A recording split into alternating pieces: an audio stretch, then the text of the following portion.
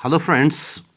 Video start करने से पहले आप सबको बता दूं कि ये वीडियो जो है पूरा ज़रूर देखना, क्योंकि जनरली हम सब ने या आप सब ने आज तक बहुत सारे एग्जाम्स, कॉम्पिटिटिव एग्जामिनेशंस दिए होंगे, बट वो हमने तब दिए when we were a part of state, जब हम स्टेट में रहते थे। And now we are a part of union territory Jammu and Kashmir, means अब हम यूनियन टेरिटरी में रह रहे हैं। सो लेक्चर्स जो है, जो कंटेंट लेक्चर्स का है, ये बनाया गया है keeping in view the exams of SSC means staff selection commission and SSB both means service selection board भी।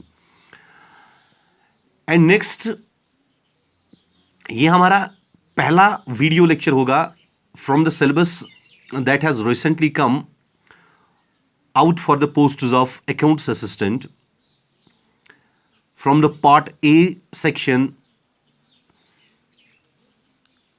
सेक्शन ए में आपको बहुत सारे टॉपिक्स मिलेंगे, उसमें से एक टॉपिक आपका कॉन्स्टिट्यूशन मीन्स कॉन्स्टिट्यूशन के बारे में, formation of constitution, fundamental rights and directive principles हमारा जो सिलेबस है उसमें। तो वीडियो इसलिए भी बनाया गया है, लेक्चर्स इसलिए भी बनाया गया है keeping in view the different faculties means the students from the different faculties और the different backgrounds, means may it be computer science, may it be commerce, may it be arts or may it be science stream, क्योंकि topic सबको समझ आना चाहिए। And once you will go through the full video, आपको full खुद ही पता चलेगा कि डिफरेंस कितनी है in the quality of the material, means कि इस मटेरियल जो हमारा मटेरियल है और जो दूसरों का मटेरियल होता है उसमें कितनी डिफरेंस है। So without wasting much of the time I would like to tell you that video के बाद अगर आपको वीडियो अच्छे लगे तो please do like and subscribe our YouTube channel, ताकि हम दूसरे वीडियोस आपके लिए बना सकें। तो आज का लेक्चर जो है वो हम स्टार्ट करते हैं with the introduction of constitution, means इसके लिए दो पार्ट्स हम बनाएंगे। पहला वाला होगा introduction to the constitution and next वाला जो होगा वो होगा फॉर्मेशन ऑफ द कॉन्स्टिट्यूशन। तो पहला वाला जो है वो है कॉन्स्टिट्यूशन बेसिक्स इसका। तो अगर मुझे कॉन्स्टिट्यूशन को डिफाइन करना होता है तो हम कॉन्स्टिट्यूशन बोलते किसको है?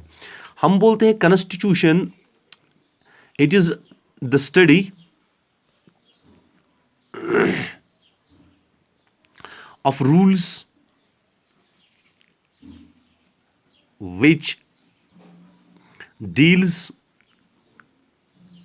With the political structure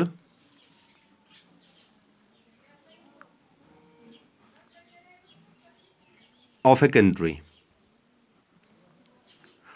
means कि कॉन्स्टिट्यूशन हम जनरली बोलते हैं रूल्स को जो डिफाइन करते हैं कि गवर्नमेंट कैसे चले। Political structure means A way in which government runs, means government कैसे चलता है, गवर्नमेंट कैसे काम करता है, गवर्नमेंट कैसे अपने मीन्स जो काम है वो पूरे करता है। मीन्स जनरली आप याद रखोगे study of rules which deals with the political structure of a country. और नंबर नेक्स्ट थिंग जो इंपॉर्टेंट है, जो एग्जामिनेशन पॉइंट ऑफ व्यू के लिए भी इंपॉर्टेंट होती है, कि it's the supreme law of country, it is the supreme law of country, supreme law of country. अब एग्जामिनेशन में क्वेश्चन पूछा जाता है, मैं इसी में एग्जामिनेशन के रिलेटेड क्वेश्चंस भी डिस्कस करूंगा। एग्जामिनेशन में क्वेश्चन आता है what's the supreme law of country, उधर होता है कॉन्स्टिट्यूशन, पार्लियामेंट या प्रेसिडेंट या प्राइम मिनिस्टर, और जनरली हमारा आंसर जो होता है हम मैच करते हैं, हम सुप्रीम होता है what's the supreme in country, हम जनरली उसको सुप्रीम कोर्ट लिखते हैं, but we are wrong at that time. Supreme जो कंट्री का होता है वो कॉन्स्टिट्यूशन होता है, मीन्स आप याद रखोगे it's the supreme law of country, it's the supreme law of country. Now थोड़ा सा आगे अगर हम बढ़े, थोड़े से डिटेल्ड अगर हम जाए थोड़ी डिटेल में, तो कंट्रीज जो होती है दुनिया भर के, मीन्स कंट्रीज जो होती है इन द वर्ल्ड, दो टाइप्स ऑफ कंट्रीज होती है, means there are two types of countries. One in which there is constitution, means जिनमें कॉन्स्टिट्यूशन होती है, and the other in which there is no constitution, means जिनमें constitution होती नहीं है। अब the question is what is the name of the countries in which there is no constitution, means उन countries को हम क्या बोले जिनमें कॉन्स्टिट्यूशन होता नहीं है, ठीक है। मीन्स जिनमें जनरली राजशाही होती है, जिनमें जनरली बादशाह होता है, क्वीन होती है, या किंगडम सल्तनत होते हैं, या एम्परर होते हैं, उन कंट्रीज को बोला क्या जाता है। Generally examination point of view के लिए भी क्वेश्चन है कि what's the name of the countries in which there is no constitution, तो हम बोलेंगे उन कंट्रीज का नाम हम बोलते हैं मोनार्कल, ठीक, monarchal countries. means monarchical countries are the countries in which there is no constitution, ठीक है। नाउ इधर से आपके दिमाग में और एक क्वेश्चन चला जाएगा कि अगर जिन मुल्कों का कॉन्स्टिट्यूशन नहीं होता है वो मोनार्किकल कंट्रीज होती है, इंग्लैंड फॉर एग्जांपल, या फॉर एग्जांपल जापान जो है, इंग्लैंड में भी क्वीन होती है एंड जापान में एम्परर होता है, बट ये दो ऐसे मुल्क है जहां पे कॉन्स्टिट्यूशन होती है। मींस हमने जब पहले डिफाइन किया मोनार्किकल कंट्रीज वो कंट्रीज होती है जिनमें कॉन्स्टिट्यूशन नहीं होता है, मींस जिनमें राजशाही चलती है, जिनमें बादशाह, क्वीन, एम्परर, एम्पायर्स होते हैं, ऐसे ही। अब इंग्लैंड में और जापान में दोनों में कॉन्स्टिट्यूशन है, बट स्टिल इनमें एम्परर या क्वीन होती है। सो व्हाट्स द डिफरेंस, ठीक है। क्वेश्चन तो उठ के आता है कि अगर ऐसा है तो क्यों है ऐसा, ठीक। अब जब हम कॉन्स्टिट्यूशन पढ़ते हैं तो एक वर्ड होता है मोनार्की जिसको हम बोलते हैं, इसके भी दो टाइप्स होते हैं। मींस जो हमने पढ़ा मोनार्किकल कंट्रीज, तो ये मोनार्की एक्चुअली भी दो टाइप्स की होती है। एक होती है एब्सोल्यूट मोनार्की,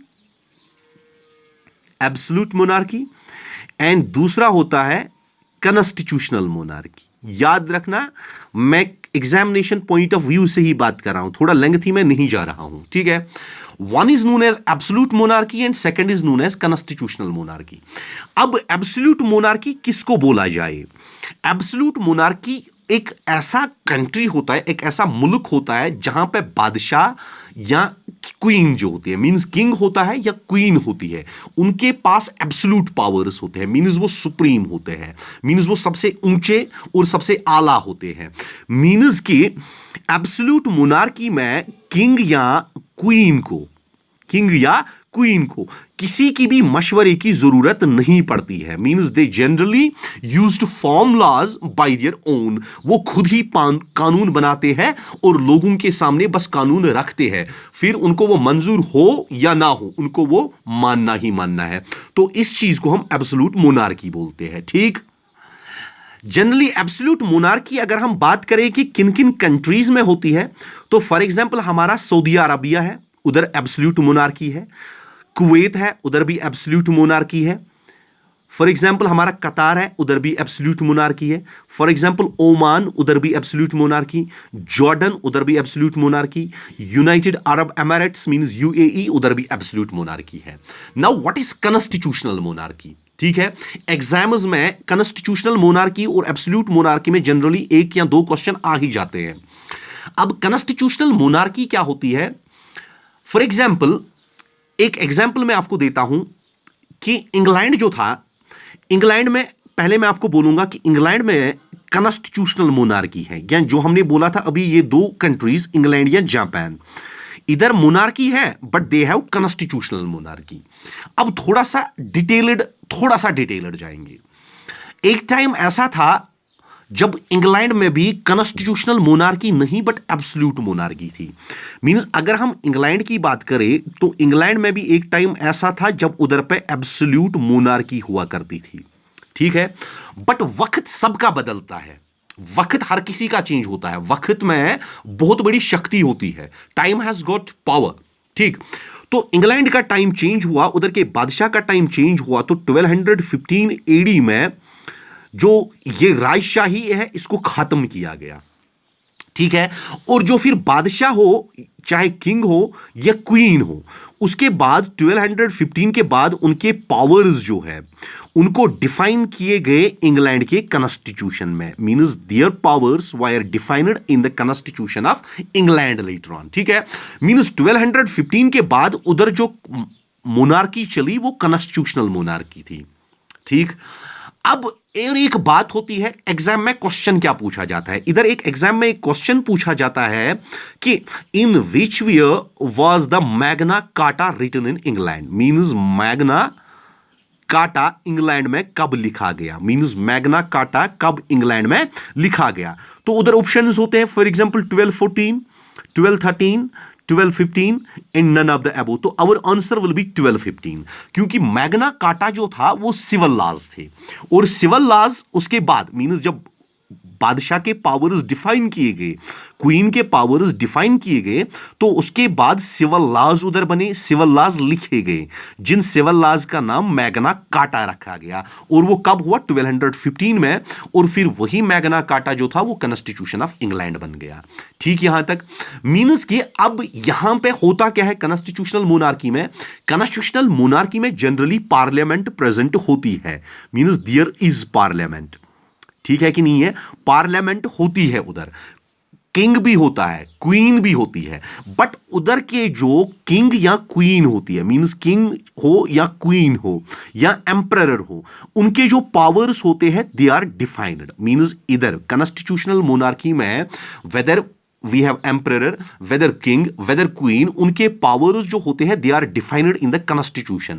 मींस उनको कॉन्स्टिट्यूशन के हिसाब से चलना होता है, उसके बाहर वो नहीं जा सकते, उधर उनकी मर्जी नहीं चलेगी। अब for example there are few of the countries, for example Zimbabwe जो आप न्यूज में ज्यादा सुनते आ रहे होंगे, या north Korea.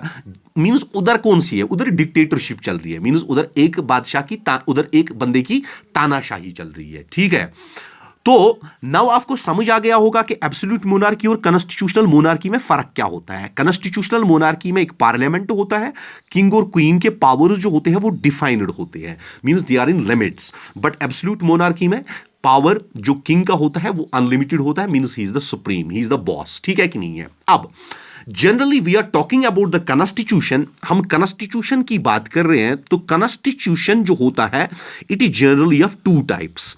We generally say that constitution is of two types. Number first is known as written constitution and number second is known as unwritten constitution.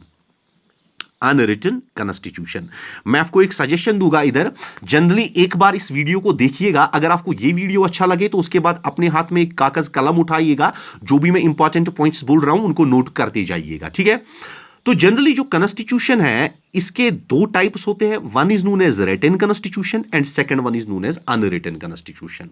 ठीक, ये रहा रिटन कॉन्स्टिट्यूशन और यहां साइड से अनरिटन कॉन्स्टिट्यूशन। ठीक, means ये written constitution, ये unwritten constitution. ठीक है, अभी generally there is a confusion among all the people कि रिटन कॉन्स्टिट्यूशन वो कॉन्स्टिट्यूशन होता है जो लिखा हुआ होता है, means the constitution that's written, और अनरिटन कॉन्स्टिट्यूशन वो कॉन्स्टिट्यूशन होता है, means the constitution that's unwritten, जो लिखा नहीं है। But that is totally wrong, ये बिल्कुल गलत है। ठीक है, कंफ्यूजन्स होते जाते हैं, कंफ्यूजन्स रहते हैं, but better is to clear the confusion at the very early. ठीक है, let me clear the confusion.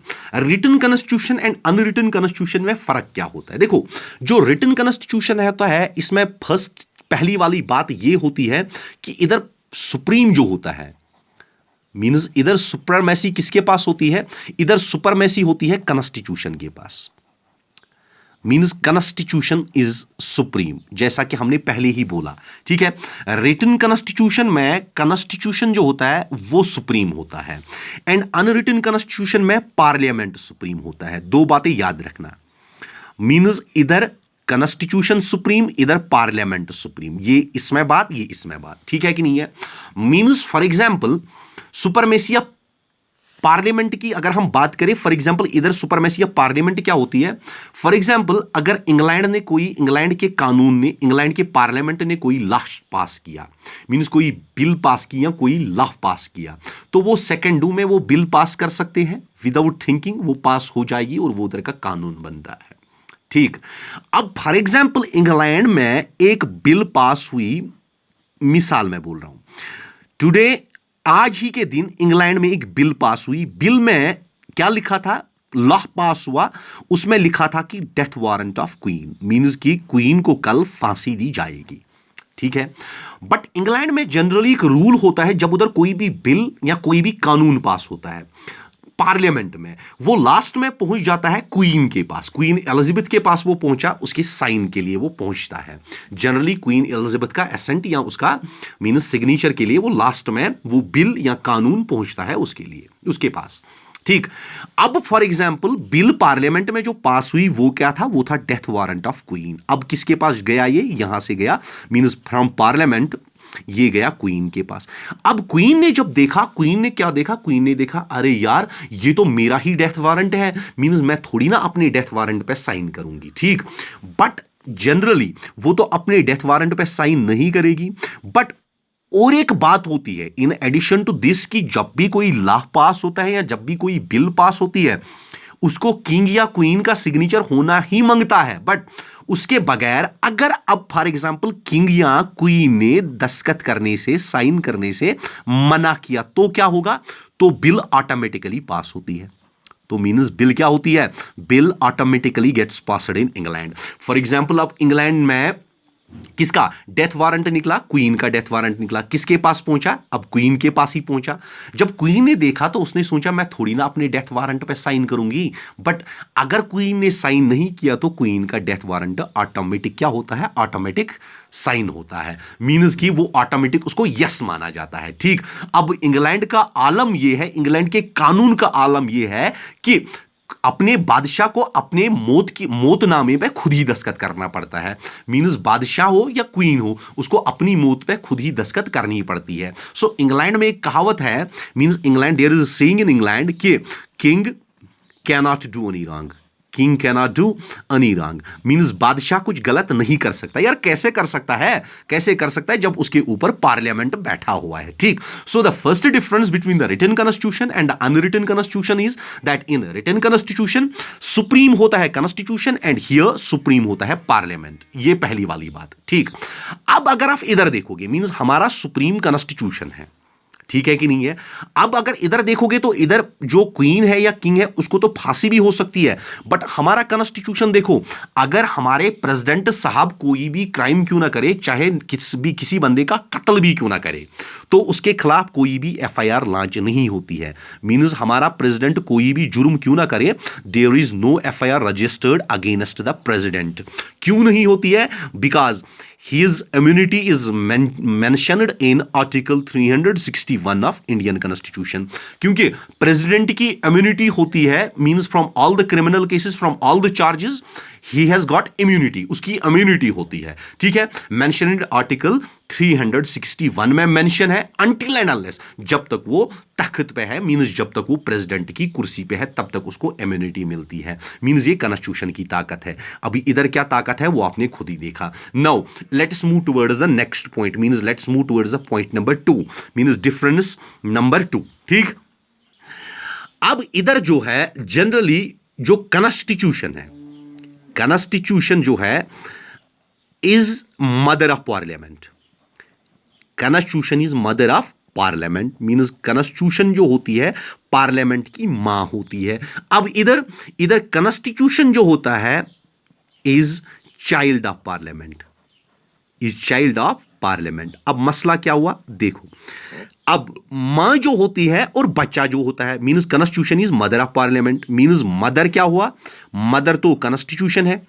अब पार्लियामेंट क्या हुआ, पार्लियामेंट फिर बेटा है। ठीक, अब मां का रुतबा तो ऊपर ही होता है, इट मींस दैट ये रिटन कॉन्स्टिट्यूशन में मदर कौन, कॉन्स्टिट्यूशन, इट मींस कॉन्स्टिट्यूशन का रुतबा ऊपर होता है एज कंपेयर टू बेटा, क्योंकि मदर का रोल जनरली आला होता है, ऊंचा होता है दर्जा मां का बेटे से। ठीक, अब इधर देखो कॉन्स्टिट्यूशन जो है वो क्या है, कॉन्स्टिट्यूशन जनरली औलाद है और पार्लियामेंट क्या है, पार्लियामेंट तो बाप है। अब बाप तो ऊपर रहेगा ना, मींस पार्लियामेंट ऊपर है कॉन्स्टिट्यूशन से। This is the second difference. ठीक है, थर्ड डिफरेंस, अभी इधर अगर हमें अमेंडमेंट करना पड़े, for example amendment means changes, जिस तरह हमारे कानून में, जिस तरह हमारे संविधान में चेंजेस होती रहती है, अगर इधर हमें अमेंडमेंट करना पड़े तो अमेंडमेंट कर सकते हैं हम, मींस ऐसा मैं नहीं बोल रहा हूं कि अमेंडमेंट नहीं कर सकते हैं, बट इट्स वेरी टफ जो रिटन कॉन्स्टिट्यूशन होती है उधर अमेंडमेंट करना बहुत ज्यादा मुश्किल होता है, और इधर अमेंडमेंट करने के लिए अगर अमेंडमेंट करना हो तो 2/3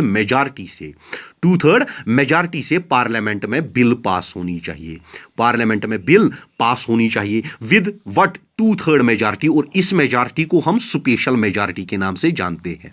किस मेजॉरिटी के नाम से जानते हैं? स्पेशल मेजॉरिटी से। अब इधर एक क्वेश्चन आता है एग्जाम में कि अगर अमेंडमेंट किया जाए तो पार्लियामेंट में कौन सी मेजॉरिटी से बिल पास होती है, तो कौन सी मेजॉरिटी से बिल पास होती है? स्पेशल मेजॉरिटी से या 2/3 मेजॉरिटी से। यह क्वेश्चन आता है एग्जामिनेशन में। अब फॉर एग्जांपल अगर 100 मेंबर्स पार्लियामेंट में है तो 67 मेंबर्स की क्या होनी चाहिए?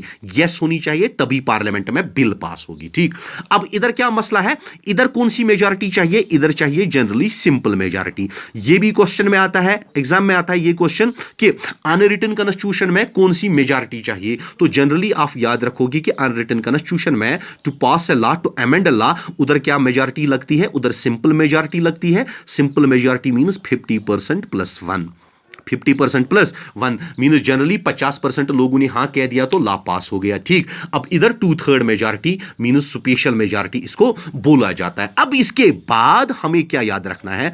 अमेंडमेंट तो किया मींस 2/3 मेजॉरिटी से बिल कॉन्स्टिट्यूशन में पास हो गई, सॉरी पार्लियामेंट में पास हो गई। फिर उसके बाद क्या? फिर उसके बाद तो सुप्रीम कोर्ट है। क्या है? Supreme court. सुप्रीम कोर्ट इस बात का ध्यान रखता है कि जो अमेंडमेंट हुआ है वो हुआ है as per the constitution or not. अगर अमेंडमेंट किया है पार्लियामेंट ने, वो एज पर कॉन्स्टिट्यूशन हुआ है कि नहीं हुआ है। अगर वो एज पर कॉन्स्टिट्यूशन नहीं होगा तो सुप्रीम कोर्ट उस लॉ को, उस बिल को क्रॉस मार देगी, मींस डिनाई कर देगी। जैसा कि आपको पता होगा रिसेंटली जो हरियाणा में जाट एजिटेशन हुई थी, उनके मामले में जाट एजिटेशन मींस वो रिजर्वेशन चाहते थे, पार्लियामेंट ने उनकी बिल पास कर दी थी, बट सुप्रीम कोर्ट ने बोला it's not, it's against what, it is against the constitution. So supreme court ने उनकी जो बिल थी, उनका जो लॉ था, उनकी जो रिजर्वेशन थी वो डिनाई कर दी। ठीक है कि नहीं है? अभी बेस्ट एग्जांपल्स कौन सी है अनरिटन कॉन्स्टिट्यूशन की? बेस्ट एग्जांपल्स आर इंग्लैंड, और इधर की बेस्ट एग्जांपल कौन है? इधर की बेस्ट एग्जांपल है यूएसए, और इधर की बेस्ट एग्जांपल है इंडिया। ठीक है कि नहीं है? एग्जाम में ये भी कभी कभी पूछा जाता है, best example of written constitution and unwritten constitution. ये बात समझ आ गई। उसके बाद और एक क्वेश्चन आता है एग्जाम में, और एक क्वेश्चन पूछ के आता है। अभी फॉर एग्जाम्पल जब हमने इधर बात करी कि अगर अमेंडमेंट हो गया तो अमेंडमेंट होने के बाद सुप्रीम कोर्ट के पास ये ताकत होती है कि वो अमेंडमेंट को रोक सकता है अगर अमेंडमेंट नहीं होता है as per what, as per the constitution, as per the. तो इस चीज को हम बोलते हैं जुडिशियल रिव्यू। इस चीज को हम क्या बोलते हैं? Judicial review. Means judicial review होता है जब सुप्रीम कोर्ट रिव्यू करती है अमेंडमेंट को, किसी भी लॉ को वो रिव्यू करती है कि ये लॉ हुआ है एज पर द कॉन्स्टिट्यूशन और नॉट। और अनरिटन कॉन्स्टिट्यूशन में जुडिशियल रिव्यू पॉसिबल नहीं है। There is no judicial review in case of what, in case of this means unwritten constitution. अब एग्जाम में क्वेश्चन आता है what is the major difference between written and unwritten constitution, means written constitution and unwritten constitution में major difference क्या होती है? Number first उधर होता है independent judiciary, independent judiciary. Number second point उधर होता है पार्लियामेंट। नंबर थर्ड पॉइंट उधर होता है heads of country. Number fourth point उधर होता है जुडिशियल रिव्यू। तो आप किसको दे दोगे? देखो जनरली बच्चे जो है वो कंफ्यूजन होते हैं, मींस हम जो है हम कंफ्यूज होते हैं इंडिपेंडेंट जडिशरी एंड जुडिशरी में, but there is no need to get confused क्योंकि अनरिटन कॉन्स्टिट्यूशन में भी इंडिपेंडेंट जडिशरी होती है। खाली जुडिशियल रिव्यू जो है वो इंपॉर्टेंट है, इंपॉर्टेंट डिफरेंस है between unwritten and written constitution. Means what is the major difference between written constitution and unwritten constitution? वो कौन सी डिफरेंस है? वो यही डिफरेंस है कि in case of written constitution there is judicial review, means supreme court होता है जो जुडिशियल रिव्यू करता है कि अमेंडमेंट सही हुआ है या नहीं हुआ है। नहीं हुआ है तो वो बिल को या लॉ को कैंसिल कर देता है। ठीक, let's move forward to the organs of government. अब हम चलते हैं ऑर्गन्स ऑफ गवर्नमेंट क्या होते हैं। देखो इसके बाद हमारा ऑर्गन्स ऑफ गवर्नमेंट।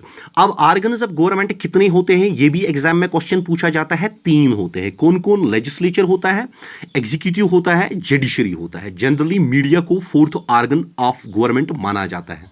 बट आजकल की मीडिया जैसे कि आपको पता होगा बहुत ही बिकाऊ हो चुकी है, ठीक। तो ऑर्गन्स ऑफ गवर्नमेंट कितने होते हैं? 3 होते हैं, लेजिस्लेचर, एग्जीक्यूटिव एंड जुडिशरी। अब लेजिस्लेचर का काम क्या होता है? लेजिस्लेचर का काम होता है कानून बनाना, to make the laws, means कानून बनाना। अब कानून सेंटर से बनते हैं, मींस लोकसभा राज्यसभा बिल को पास करके कानून बनाती है। और इसका काम क्या होता है? इसका काम होता है कानून बनाना, means to implement the laws, means laws को इंप्लीमेंट करना। अब इनमें कौन कौन आते हैं? इनमें यूपीएससी के अधिकारी आते हैं, इनमें एसएससी के अधिकारी आते हैं, इनमें पुलिस के अधिकारी आते हैं, इनमें पीएससी के अधिकारी होते हैं। मींस अब सेंटर से कोई लॉ पास करके आया, मींस सेंटर से कोई लॉ पास हुआ तो उसको इंप्लीमेंट करना है ग्राउंड पे। इनको मींस यूपीएससी के मुलाजमों को, एसएससी के कर्मचारियों को, या पुलिस अधिकारियों को, या पीएससी अधिकारियों को, इनको ग्राउंड लेवल पे वो लॉ इंप्लीमेंट करना है। अब किसी ने फॉर एग्जांपल वो लॉ तोड़ने की कोशिश करी तो ये वो लॉ बचाते हैं, means they are to protect the laws, means judiciary जो होती है वो प्रोटेक्ट करती है लॉज को। फॉर एग्जांपल सेंटर से कानून बन के आया कि बाइक पे हेलमेट पहन के चलना है, मींस बाइक पे जाना है तो हेलमेट पहन के जाना है, ठीक। अब ग्राउंड इधर तो लॉ पास हो गया, मींस इधर कानून बन गया, ठीक। अब ग्राउंड लेवल पे पुलिस को वो देखना है कि सारे हेलमेट पहन के जाते हैं कि नहीं जाते हैं। अगर कोई हेलमेट पहन के नहीं जाता है तो इनको उसको भेजना है कोर्ट, क्योंकि कोर्ट जो होती है वो कानून की रक्षा करने के लिए होती है, ठीक। उसके बाद देखो एग्जाम में ये क्वेश्चन पूछा जाता है कि एग्जीक्यूटिव का काम क्या होता है? Generally to implement the laws. What's the work of legislature? Generally to form the laws. And what's the work of judiciary? Generally to protect the laws, ठीक है। उसके बाद हमारा एक इंपॉर्टेंट चीज आता है इसमें कॉन्स्टिट्यूशन में, दैट्स नोन एज प्रेम्बल, ठीक है कि नहीं है। प्रेम्बल के बारे में आपको एक दो चीजें याद रखनी पड़ेगी, ठीक। प्रेम्बल जनरली देखो फॉर एग्जांपल मैं आपसे मिलता हूं, मैं आपको देखता हूं, जनरली एक इंट्रोडक्शन देता हूं, आपको मैंने देखा तो मुझे आपके बारे में कोई भी चीज पता नहीं है, ठीक। इसके बाद आप मुझे अपना आई कार्ड दिखाते हो, आई कार्ड में मैं जनरली आपका नाम देखता हूं, ठीक, आपकी पेरेंटेज देखता हूं, आपकी रेजिडेंस देखता हूं, आपकी डेजिग्नेशन देखता हूं। तो इस आई कार्ड की मदद से मुझे आपके बारे में कोई चीजें पता चलती है, means there are few things, means 2 3 4 5 6 things जो मुझे आई कार्ड की वजह से आपके बारे में पता चलती है। इसी तरह जो हमारा कॉन्स्टिट्यूशन है वो बहुत ही मोटा है, ठीक। अब प्रिम्बल क्या है? प्रिम्बल की मदद से हमें कॉन्स्टिट्यूशन का आइडिया मिलता है, means we generally get the idea, or you can say that the central idea, or you can say that the summary, or you can say that the detail, ठीक है। हम थोड़ा सा डिटेल्ड रिपोर्ट किससे, means इस preamble से हासिल करते हैं कि कॉन्स्टिट्यूशन होती क्या है। और इसीलिए कॉन्स्टिट्यूशन को जनरली हम बोलते हैं फर्स्ट पेज ऑफ प्रेम्बल को हम बोलते हैं first page of constitution. Exam में कभी कभी क्वेश्चन आता है what's the first page of constitution, तो आंसर क्या आएगा? प्रेम्बल आएगा, ठीक। और इसको ऑलरेडी और एक चीज के नाम से जानते हैं, it's known as the identity card, ID card of constitution, ID card of constitution. तो आईडी कार्ड ऑफ कॉन्स्टिट्यूशन किसको बोलते हैं? प्रेम्बल को। ये भी एग्जाम में क्वेश्चन पूछा जाता है, आईडी ऑफ कॉन्स्टिट्यूशन कौन है? तो आईडी ऑफ कॉन्स्टिट्यूशन क्या है? प्रेम्बल। अब आईडी ऑफ कॉन्स्टिट्यूशन प्रेम्बल है, ये किसने बोला है? ये भी एग्जाम में पूछा जाता है, तो ये बोला है मिस्टर N.A. पालखीवाला ने, पालखीवाला, ठीक है। N.A. पालखीवाला एक ऐसा बंदा था जिसने ये बोला है कि प्रेम्बल जो है वो आईडी कार्ड ऑफ कॉन्स्टिट्यूशन है। अब एग्जाम में कभी कभी ये क्वेश्चन आता है कि N.A. पालखीवाला जिसने ये बोला कि प्रेम्बल जो है वो आईडी कार्ड है कॉन्स्टिट्यूशन की, वो कौन था? वो फ्रीडम फाइटर था, वो फ्रीडम फाइटर था, या वो फॉर एग्जांपल डॉक्टर था, या फॉर एग्जाम्पल वो जूरिस्ट था, या नन ऑफ द एबो। तो हमें इसमें चूज करना पड़ता है। हमने तो इतना पढ़ा है बट ये चीज हम नहीं पढ़ते हैं, तो याद रखना वो एक जूरिस्ट था। Means N.A. Palkhivala was a जज who said that the preamble is the ID card of constitution. ये आपको याद रखना है, ठीक। अब जब कॉन्स्टिट्यूशन बन के आया, मींस जब कॉन्स्टिट्यूशन बन रहा था, ठीक, कॉन्स्टिट्यूशन बन रहा था, कौन बना रहा था? कॉन्स्टिट्यूएंट असेंबली, ठीक, कॉन्स्टिट्यूएंट असेंबली जो था वो कॉन्स्टिट्यूशन बना रहा था।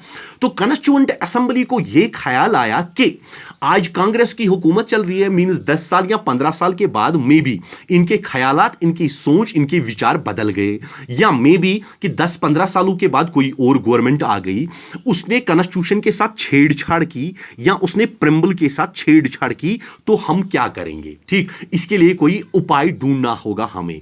इसीलिए कॉन्स्टिट्यूएंट असेंबली ने चाबी उठाई, मींस उसने की उठाई और दी किसको? सुप्रीम कोर्ट को। किसको दी? सुप्रीम कोर्ट को। और बोला कि आपको इसकी हिफाजत करनी है। किसकी हिफाजत करनी है? आपको हिफाजत करनी है कॉन्स्टिट्यूशन की। तो इसीलिए सुप्रीम कोर्ट को बोला जाता है guardian of constitution.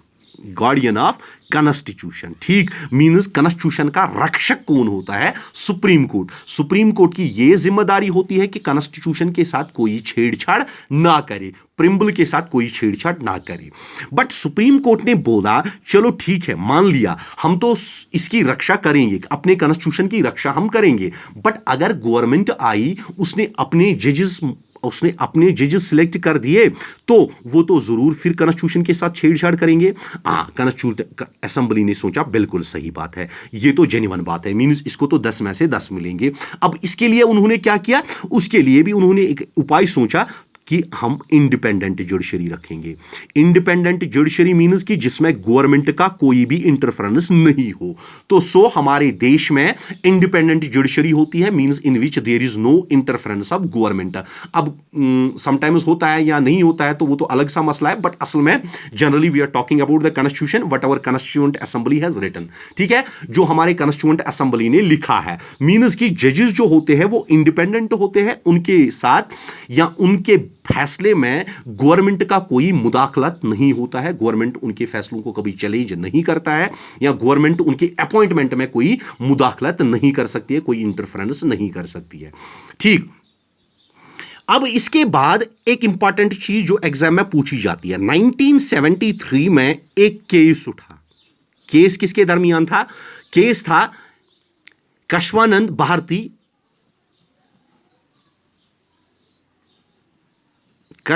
Bharti versus state of Kerala. ये इंपॉर्टेंट क्वेश्चन आता है, मींस समटाइम्स क्वेश्चन आता है कि Keshavananda Bharati versus state of Kerala किस ईयर में केस हुआ था, तो हमारा आंसर होगा 1973 में।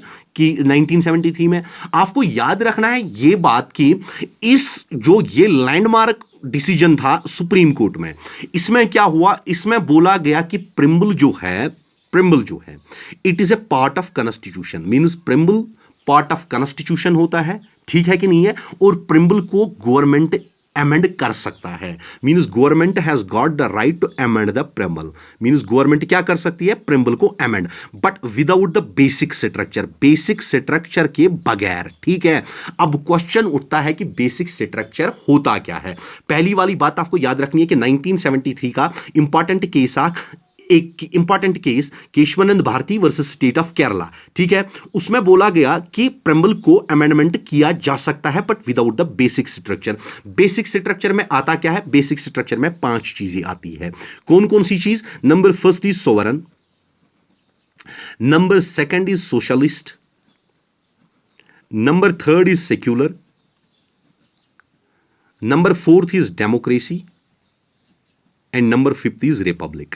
Means other than this government के पास ताकत है, वो प्रिम्बल को अमेंड कर सकती है, कॉन्स्टिट्यूशन को अमेंड कर सकती है। बट आपको और एक बात याद रखनी है कि समटाइम्स क्वेश्चन आता है कि Kesavananda Bharati versus state of Kerala में कितने बेंच जज बैठा था, तो आपको यह याद रखना है कि इसमें 13 बेंच जज बैठा था। सबसे मैक्सिमम आज तक के इतिहास में, सबसे मैक्सिमम हमारे कॉन्स्टिट्यूशन के इतिहास में 13 बेंच जज बैठा था इसमें, तो ये एग्जाम में पूछा जाता है। उसके बाद जो प्रिम्बल के मींस बेसिक स्ट्रक्चर है उनके बारे में हम थोड़ी सी बात करेंगे। ठीक, अभी समटाइम्स प्रिम्बल में एक क्वेश्चन पूछा जाता है कि प्रिम्बल कहां से बारो किया गया। तो एक बात हमें और याद रखनी है कि प्रिम्बल हमारे कॉन्स्टिट्यूशन ने यूएसए के कॉन्स्टिट्यूशन से बारो किया, मींस बारोड फ्रॉम यूएसए। ठीक है, कंफ्यूज होने की जरूरत नहीं है। बट क्वेश्चन समटाइम्स पूछा जाता है कि प्रिम्बल कहां से बारो किया गया। उसमें ऑप्शन होता है फ्रांस, उसमें ऑप्शन होता है आयरलैंड, उसमें ऑप्शन होता है जर्मनी, एंड उसमें ऑप्शन होता है right of bills. Right of bills. तो हमारा ऑप्शन क्या होगा? जनरली हमने तो पढ़ा है कि प्रिम्बल जो है वो यूएसए से बारो हुआ है, तो बट इसमें तो कोई नहीं है, तो जनरली हम कोई भी उठा के दे देते हैं। बट हमें याद रखना है कि प्रिम्बल राइट ऑफ बिल्स से बारो हुआ है। बट आप सोच रहे होगे, तो अभी तो हमने बात की थी कि प्रिम्बल यूएसए से बारो हुआ है, अब राइट ऑफ बिल्स कहां से आया? राइट ऑफ बिल्स जो है dear friends, right of bills ही यूएसए का जो कॉन्स्टिट्यूशन है, कॉन्स्टिट्यूशन ऑफ यूएसए, उसी को राइट ऑफ बिल्स के नाम से जाना जाता है। ठीक है कि नहीं है? Means constitution of USA is known as right of bills. अब उसके बाद बेसिक स्ट्रक्चर ऑफ कॉन्स्टिट्यूशन, उसमें पहला वाला पार्ट है सोवरन का। ठीक है कि नहीं है? मींस सोवरन का पहला वाला पार्ट। पहले सोवरन के बाद इस बारे में आपको यह बात याद रखनी है कि सोवरन फ्रांस से लिया गया है, और उसके बाद और एक चीज रिपब्लिक शब्द भी, मींस रिपब्लिक जो हमारे कॉन्स्टिट्यूशन में है, ये भी फ्रांस से लिया गया है। समटाइम्स क्वेश्चन एग्जाम में आता है कि सोवरेन और रिपब्लिक किस कंट्री से बारो किया गया है, किस कॉन्स्टिट्यूशन से बारो किया गया है, तो हमारा आंसर क्या आना चाहिए? हमारा आंसर आना चाहिए फ्रांस। ठीक। और हमारे कॉन्स्टिट्यूशन ने सोवरेन कब इंट्रोड्यूस किया? तो हमारे कॉन्स्टिट्यूशन ने 26 जन 1950 को सोवरेन अडॉप्ट किया। तब तक हमारा मींस 1947 से 1950 तक हमारा डोमिनियन स्टेटस था। ठीक है कि नहीं है? फिर उसके बाद हमारे कॉन्स्टिट्यूशन ने सोवरेन स्टेटस अपनाया कब? 26 जनवरी 1950। एग्जाम में क्वेश्चन पूछा जाता है। ठीक। उसके बाद दूसरा वाला point, that's known as socialist. That's known as socialist. ठीक। अभी सोशलिस्ट क्या होता है? सोशलिस्ट को डिफाइन किया है कार्ल मार्क्स ने, बोला है कि socialist means when all the members in the society should have the equal social and economic rights. Means सारे मेंबर्स को सोशल इकोनॉमिक राइट्स जो होने चाहिए वो इक्वल होने चाहिए। ठीक है कि नहीं? ये दूसरी वाली बात मींस किसके रिलेटेड? सोशलिस्ट के रिलेटेड। एंड सोशलिस्ट के रिलेटेड और एक बात आपको याद रखनी है, ये कब ऐड हुआ? This was added into our constitution in 42nd amendment act of 1976। ठीक है कि नहीं है? 1976 में 3 शब्द ऐड किए गए कॉन्स्टिट्यूशन में। One is known as socialist, second is known as secular, and third is known as integrity. ठीक है कि नहीं है? ये तीन जो है means socialist, secular and integrity, ये 3 शब्द ऐड किए गए थे 42nd अमेंडमेंट एक्ट ऑफ 1976 में। इसीलिए इस अमेंडमेंट को मिनी कॉन्स्टिट्यूशन ऑफ इंडिया भी बोला जाता है, मिनी कॉन्स्टिट्यूशन भी बोला जाता है। ठीक है कि नहीं है? ये बात भी आप इधर याद रखोगे, ये भी एग्जाम में पूछा जाता है। उसके बाद डेमोक्रेसी। ठीक। डेमोक्रेसी क्या होती है?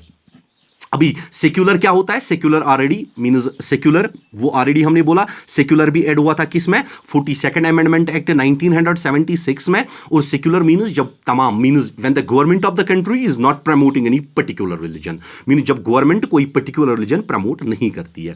अब डेमोक्रेसी को जनरली ये बोलते हैं हम of the people, by the people and for the people, but now it is very far from the people. ठीक है, वो तो सेपरेट सा क्वेश्चन है।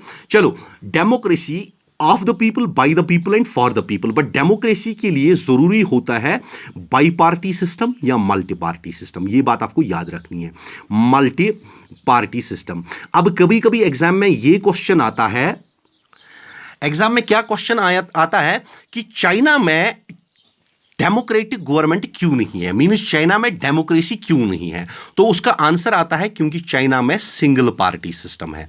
जहां पे सिंगल पार्टी सिस्टम होता है वहां पे डेमोक्रेसी नहीं होती है। Democracy means bi party system और multi party system. Bi party system for example कहां है? यूएसए में है। Multi party system for example कहां है? इंडिया में है। ठीक। उसके बाद जो डेमोक्रेसी होती है वो भी 2 टाइप्स की होती है, direct democracy and indirect democracy. ठीक है कि नहीं है? अब डायरेक्ट डेमोक्रेसी खाली एक ही मुल्क में है, दैट्स नोन एज स्विट्जरलैंड। ये भी क्वेश्चन कभी कभी पूछा जाता है। मींस डायरेक्ट डेमोक्रेसी क्या होती है? रेफरेंडम। मींस जब पार्लियामेंट को कोई कानून पास करना है तो उनमें पीपल पार्टिसिपेट होते हैं, जनरली लोगों का पार्टिसिपेशन होता है, लोगों से पूछा जाता है कि ये कानून पास करें या ना करें। फिर इनडायरेक्ट डेमोक्रेसी क्या होती है? इनडायरेक्ट डेमोक्रेसी मींस जिसमें 2 हेड होते हैं। ठीक है कि नहीं है? Means parliamentary form of government, generally बोलते हैं हम parliamentary form of government. Parliamentary form of government means के इनडायरेक्ट डेमोक्रेसी के 2 टाइप्स होते हैं, याद रखना। One is known as presidential form of government, presidential form of government, second is known as parliamentary form of government. For example हमारे India में कौन सी फॉर्म ऑफ गवर्नमेंट है? पार्लियामेंट्री फॉर्म ऑफ गवर्नमेंट है। समटाइम्स एग्जाम में question पूछा जाता है कि इंडिया में कौन सी फॉर्म ऑफ गवर्नमेंट है, पार्लियामेंट्री है, डेमोक्रेटिक है, बट जनरली हम डेमोक्रेटिक देते हैं। But no, our India has the parliamentary form of government, क्योंकि parliamentary form of government mean जिसमें दो हेड्स होते हैं, one is known as nominal head and second is known as real head. ठीक है, real means prime minister, nominal means elected वो भी होता है बट प्रेसिडेंट होता है। और presidential form of government means जिसमें एक ही हेड होता है, दैट इज प्रेसिडेंट, जो यूएसए में चलता है। ठीक है कि नहीं है? Means parliamentary form of government आप में याद रखोगे, उधर पार्लियामेंट्री फॉर्म ऑफ गवर्नमेंट में दो हेड्स होते हैं, one is known as nominal head, second is known as real, means PM and president, जिस तरह हमारे इंडिया में है। मींस हमारे इंडिया में कौन सा टाइप ऑफ गवर्नमेंट है? Parliamentary type of government. And presidential type of government में क्या होता है? एक ही हेड होता है, इधर दो होते हैं उधर एक ही होता है, फॉर एग्जाम्पल इन यूएसए। ठीक, उसके बाद हमारा लास्ट वाला शब्द रहा, that is known as republic. Republic शब्द क्या होता है? रिपब्लिक शब्द, फॉर एग्जांपल अगर हम चाइना की बात करें तो चाइना को हम बोलते हैं कि चाइना डेमोक्रेटिक नहीं है बट रिपब्लिक है। रिपब्लिक है, रिपब्लिक मीन्स जहां पे हेड ऑफ द कंट्री जो होता है, मीन्स हेड ऑफ कंट्री जो होता है, कौन हेड ऑफ कंट्री जो होता है वो होता है president. Head of country president होता है बट वो इलेक्टेड होता है। क्या होता है?